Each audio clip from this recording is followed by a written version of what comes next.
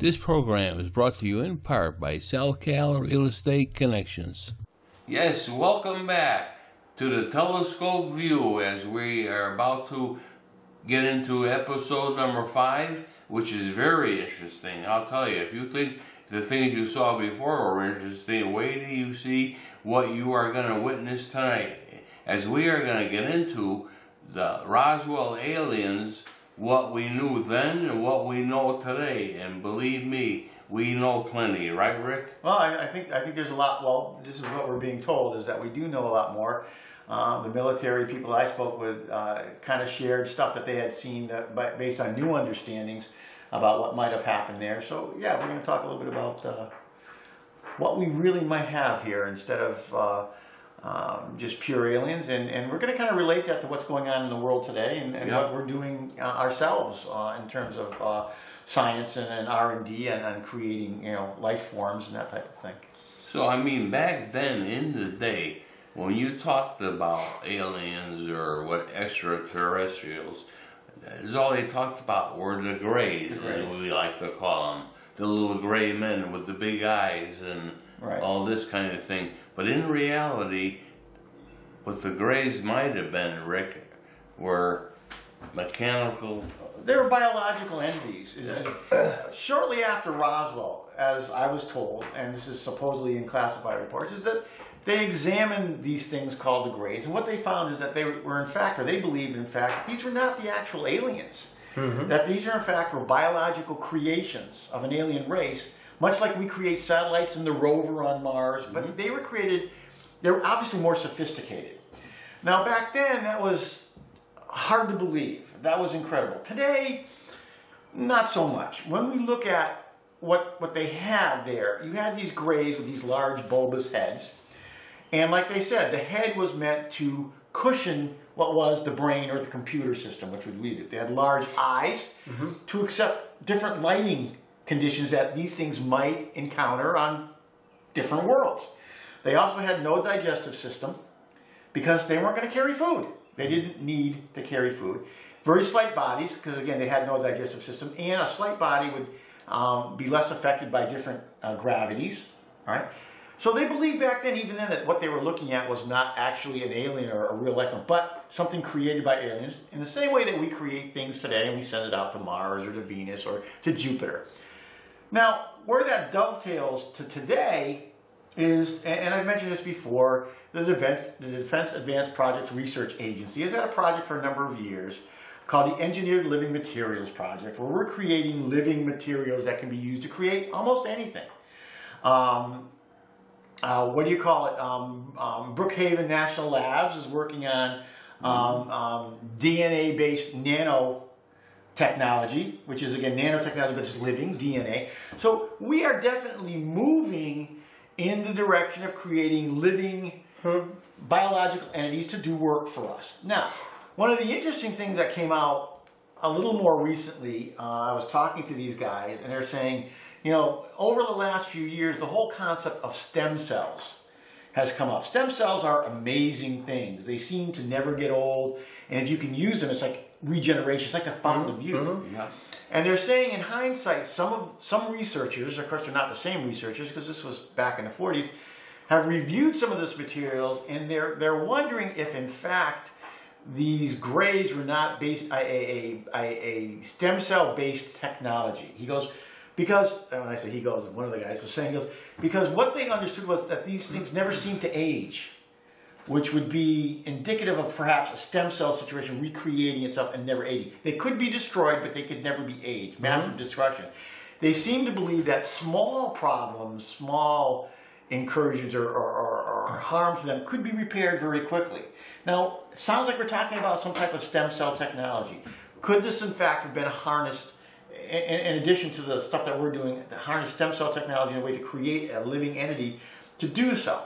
We could sit here in 1947, we could talk about this, and we would definitely be put away. In the 1960s, probably the same is true, almost through the 20th century.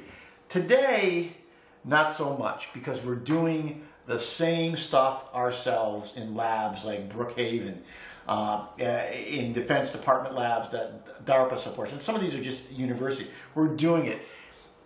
nobody has to believe me. You can go and look it up yourself. But Rick, did people think at some point that you were really kind of, when you were a kid, did you get this fascination? I mean, obviously you have an extensive background in the military and all that, but when you were a kid, did you ever see something, or what drew you into it? No, okay, for the record, people have asked me this many times, have I ever had a witness an event myself? No, I have not. I think we were talking about one time, because I went to the movies in Hartford, I must have been 10 years old. We came out of the movies, and I was waiting for my father to pick us up. There was a drugstore there. I walked into the drugstore, and there was a magazine, Flying Saucers. I picked that magazine up, and I started reading that. I said, oh my gosh, is this possible? And then, through other things that we did, well, sure, learned about Project Blue Book. Blue Book. I have some of the original interim reports on that. What fascinated me back then, too, was lasers. And I started to learn more about lasers. And the thing about this topic, and we were talking about before, ufology versus exoscience. Okay, I don't like the term ufology or ufologist, and for that, because, and this is fine, people are entertained by ufology, and I know there's a whole part of the whole UFOs phenomenon, it's entertaining. Oh, yeah. It's fun. Okay, and we can do all kinds of strange things. But then there's a part that I think that I like to stand, which is called the exoscience of it. And I think when you talk about exoscience, which is the science of anything that might be extraterrestrial, people go, oh, that doesn't exist. Well, if you're on Mars, it does, because there are aliens on Mars as we sit here right now. Are there not aliens on Mars? Are we there? Yeah, we're in. Are we aliens? Yep, that's of true. course we are. Okay, so the exoscience part of it is really fascinating. But what I see is that this topic you have to be familiar, and I'm not saying I'm familiar with all this stuff. I'm just saying it's important to at least be familiar of so many different science and technologies. The medical field, and when we talk about abductions, we're going to talk about the medical field. And you want to talk about communications and what we're doing in the communications world, because things like HARP are communications-based projects. That's the way they started, but then they became something different. That's where we learned about using electromagnetic fields to do things with the atmosphere, and also that we could use them to power things. You start to see all these different disciplines, and when you start to cross them, that's when you start to say, well, wait a minute. Here's a story about a flying saucer. That can't be. Wait a minute. Here's a story about an unidentified flying object, which could be almost anything. But then we have a story here about science and not aliens, but technology where we're creating living matter. And now we go back to the flying saucer story where they're talking about perhaps aliens, but maybe not aliens, some type of biological entity. Well, wait a minute. These two now start to connect. We're doing it. What are we going to do in 1,000 years? Let's say we make it, Steve. Which I don't know. You and I are going to be That's the way I'm feeling today. Hey, who knows? What are we going to be building? We may freeze them or something. Who knows? Yeah. And there's technology out there that people don't even know about, and you can look it up.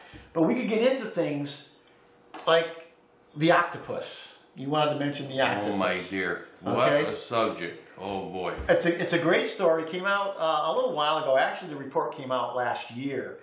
Some scientists, there's a number of them, and I'm going to read this because I can't remember the name. In the Journal of Progress in Biophysics and Molecular Biology. These are some serious dudes, okay? I mean, I can just barely say the name of their thing. Yep. They did a study of the octopus and found that the octopus is unlike anything on Earth. Anything on Earth. It can actually change itself. It re-edits itself to adapt to its environment. Plus the fact it's one of the smartest creatures in the world. But not to get into too much technology, but the octopus uses something called RNA. We're all familiar with DNA. Yep.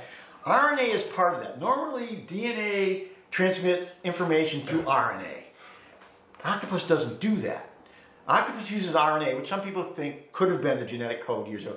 They use RNA to change their genetic code so they can adapt to anything, okay, to any situation. And they do that. The only thing is when you do that using RNA, it's a very slow evolutionary process. They believe that the octopus do this, or actually they've proven that the octopus do this. So now their next thing is they have to say, wait a minute, now we have to wonder, is the octopus in fact a perfect example of alien life on Earth? Because it doesn't work like anything else on Earth. Now, the reason that they would go there is because of the theory of panspermia. Yeah.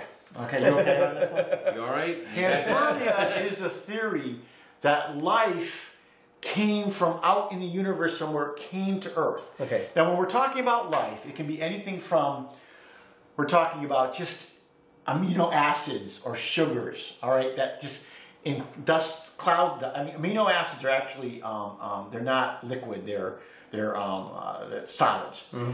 And these sugars and amino acids could have come to Earth either through a comet strike, many thousands of millions of years ago.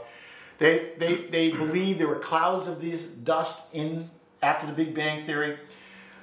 So it could have come that way, and those were the building blocks of life. They believe panspermia also suggests that organisms could have arrived from elsewhere on comets, because they found this material on comets. And like we said recently in the last show, they found some of this material on rocks on Mars. Right. So at the very least, the building blocks of life. Now, this isn't life, but it's the building blocks of life that we know. Because they even get to the point where we're saying, well, maybe life elsewhere, because we have gaps in our sun, is a silicon-based life form. These are smart people, a lot smarter than me. So now they're looking at this and saying, well, wait a minute. Sky's the limit on what could have happened here. So we could have had dust clouds. We could have had comet strikes bringing single-celled organisms or just sugars or amino acids. Or we could have had someone from somewhere else could have interfered with life here on Earth, making adjustments or just doing their own experimentation. Now, people are going to say, that's impossible. Well, what's the missing link? The Cambrian period, again, look it up.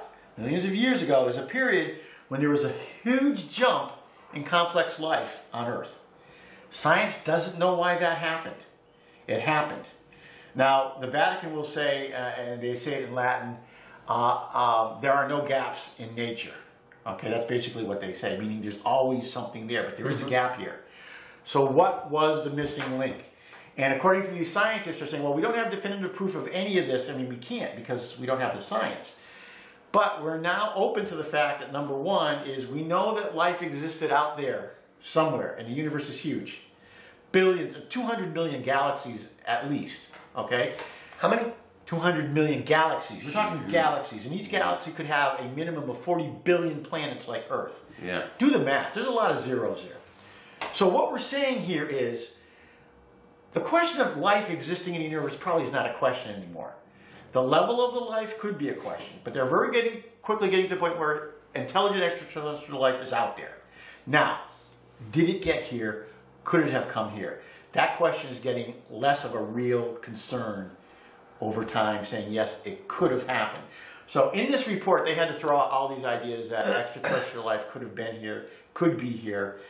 And the interesting corollary, I guess, to that would be a study done by two scientists in Oxford University in England. Their study concludes, based on all this information they got, and again, they can't prove any of this, but based on what they have, is that, in fact, they believe that extraterrestrial life could, in fact, not be necessarily all this wild stuff. It could look incredibly similar to us, because as they study some of the planets, now we're going from biology to astrobiology to astrogeology, that some of these planets where life could have evolved have the same issues we had in the Earth. It developed the same way the Earth did, volcanism, storms, massive storms, and that. So that in that case, their evolution could be very similar to ours.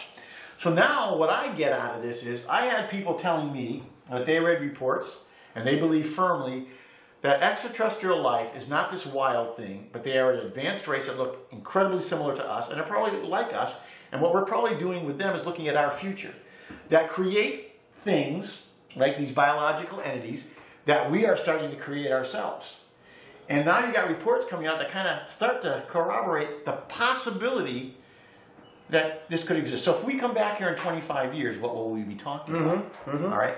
So now, for the people who are going to tell me flat out extraterrestrial life can't exist, you got a problem.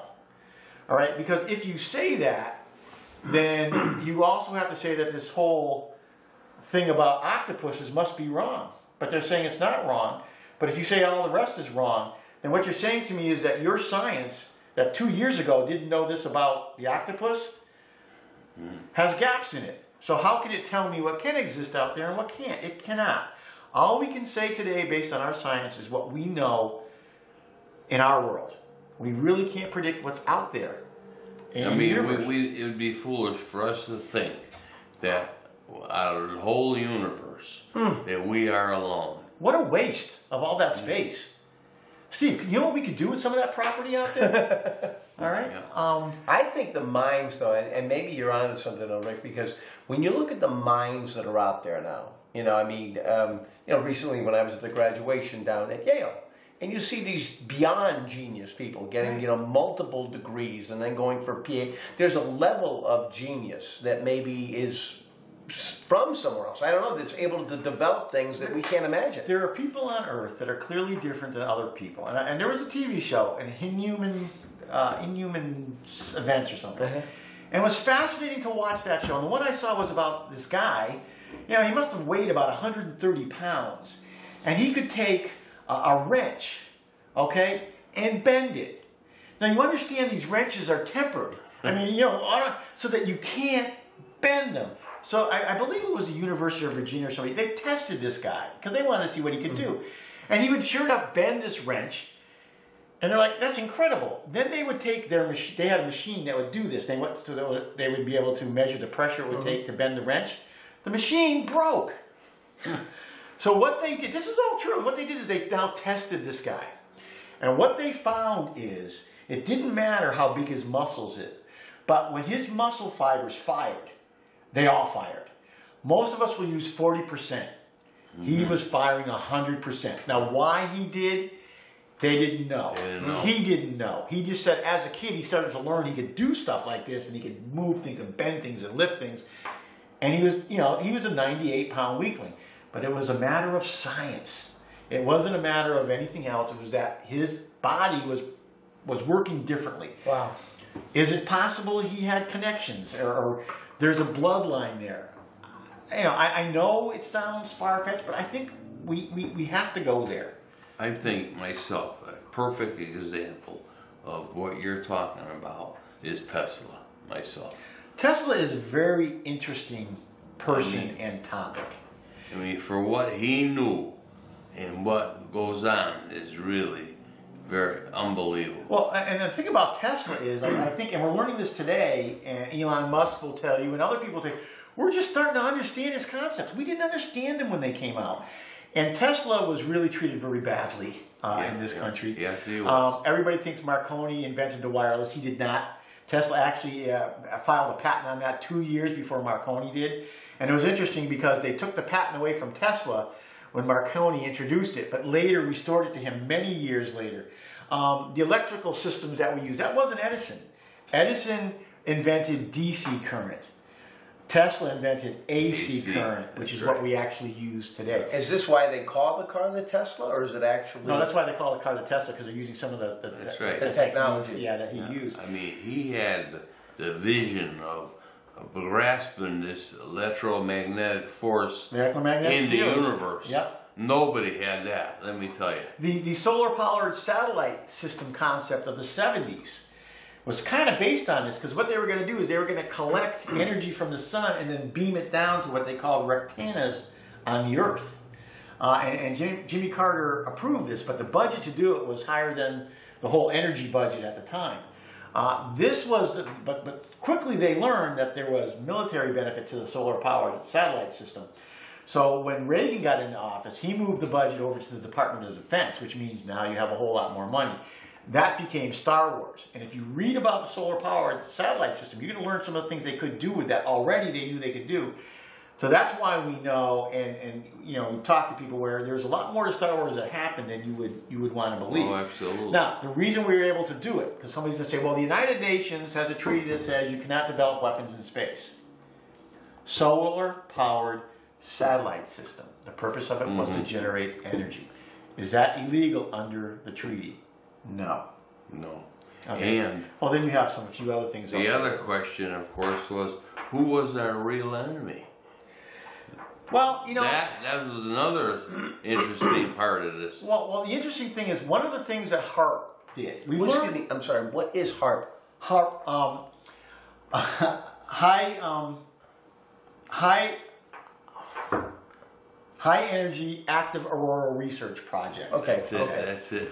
Now, we started HARP. That's easy for him to say. We started HARP because in the 40s, when we exploded the nuclear weapons, we learned that they affected the electromagnetic fields on the Earth. It actually affected the Van Allen radiation belt. I'm not going to get into that.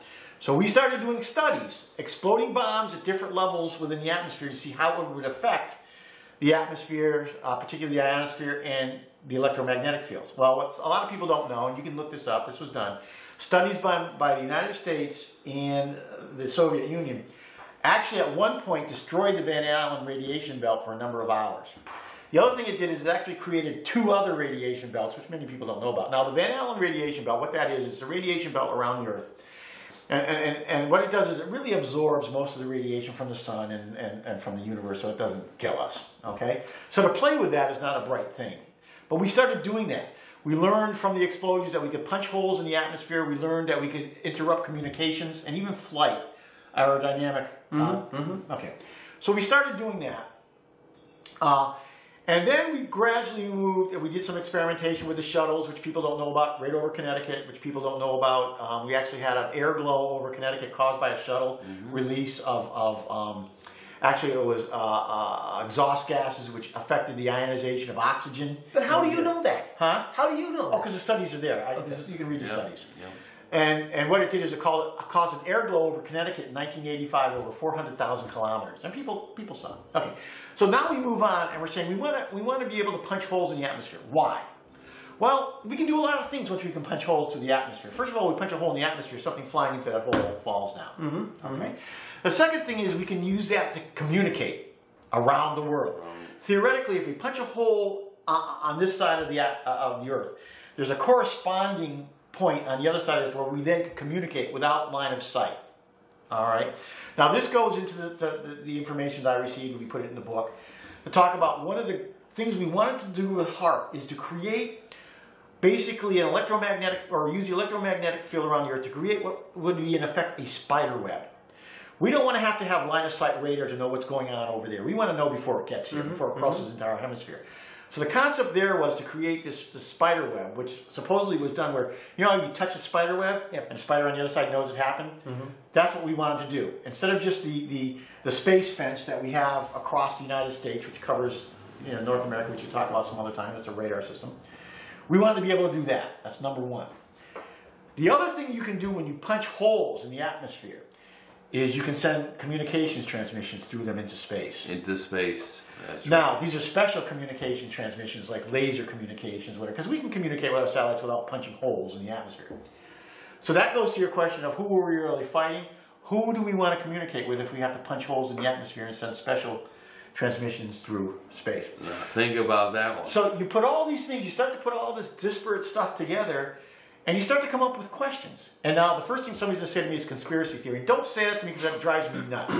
That's the politically correct way of trying to deflect something. Oh, yeah. And yes, there are some theories out there, but to deflect it into making people believe, oh, that's nonsense. We've been talking about some very real science. Forget the alien stuff for a minute. We've been talking about some very real science here. You can look it up. You can find it. And if you start to read about it, it's going to scare you. And I can tell you, no, I won't tell you, about some very real science that you would not believe, but is happening today. I mean, in the cyber world, stuff that we did, and you would not believe me. I talk to people about this, their eyes kind of glaze over, and then they don't believe me. Okay, I don't care. You don't have to believe. But that doesn't change reality. It's out there. The science is out there. Well, Rick, where he's from. Yeah, we know where you're from. Rick, I don't want to get too far ahead of ourselves here. As usual, as we're having fun, time flies, and we're going to have to end this beautiful episode. And I want to remind everybody that please email us at theviewshow@aol.com. And the next thing we're going to try to do is to bring you a live show where everybody could call in and we could actually talk over the wires. And I'm sure there's going to be some heavy discussion. What we talked today about is so far beyond everybody's dreams that I'm sure you got a question in your mind. Could this really be happening? And believe me, we will answer that question, I'm sure. in the near future. Thank you for watching the show. I want to thank Rick for his input as usual, the greatest, and of course our alien friend Steve, who you all know well. No comment. We're gonna have to give you a new name, maybe. I don't know, Spocky or somebody. Marvin's brothers. Marvin's brother. Yeah, we have some ears. We can have some makeup ears we can put on for you if you want. Yeah, we'll That's have why I to grow the do hair that. long. Well, please keep an eye out for the air date of the next shows when we get into what we hope to be a live show on Nutmeg TV. We, of course, want to thank them for all their support and help. As usual, thank you again for watching the show. We want to thank Nutmeg TV for all their help and support for making this show possible, and our crew with cameraman Bill Majak and, of course, the host of the show.